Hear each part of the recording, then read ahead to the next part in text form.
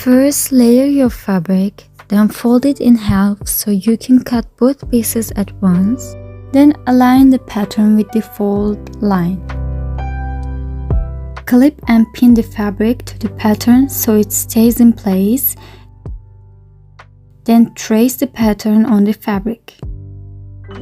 Cut the fabric along the traced lines, seam allowance already included. Now you have the front and back pieces of the skirt. Pin the right sides of the skirt together, then sew the side seams with a straight stitch. Align the edge with the presser foot.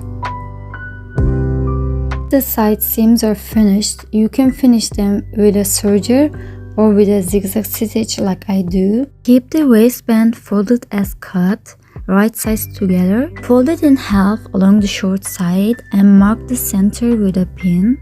Then sew it as leaving the opening as I show.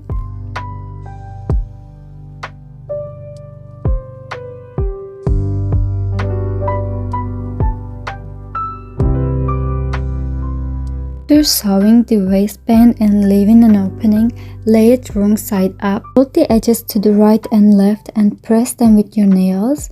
Then turn it right side up so the opening is clear as you can see. Now top stitch around it as rectangle. We have rectangle sewn. So fold it in half with the wrong sides together and pin it all along the waistband edge.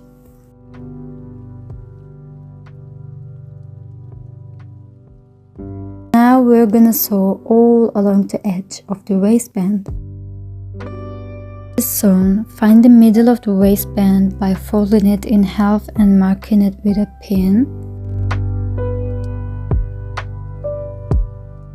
With the skirt wrong side out, place the waistband inside as the opening faces up, so it stays inside when worn. Make sure to align seams together. Match the pin middle with the other seam as well.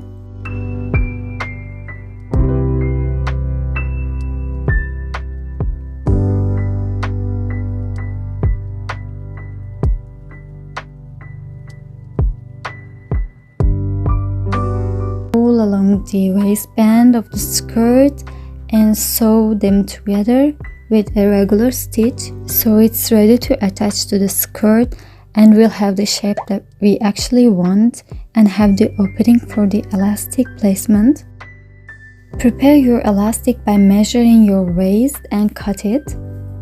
Use a safety pin to pull it through the waistband tube. Ensure the elastic stays straight. Then overlap the ends by about 2 centimeters and sew them together with a zigzag stitch. Finish the edge of the skirt with a zigzag stitch or a serger. Then measure 2 centimeters all along the hem and iron it all along the hem aligned with your presser foot, and we are all done. I hope you found this tutorial helpful. Thank you so much for watching and see you next time. Bye!